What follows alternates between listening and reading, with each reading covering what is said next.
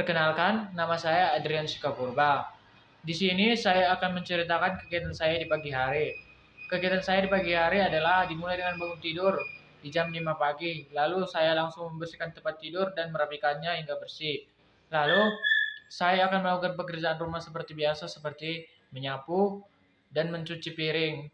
Setelah itu saya akan berkemas, mandi, dan memakai baju sekolah, lalu makan, setelah itu berangkat pergi ke sekolah. Setelah pulang sekolah, saya akan les jika ada jadwal les pada hari itu. Sekian dari kegiatan saya, terima kasih. Saya berpancasila.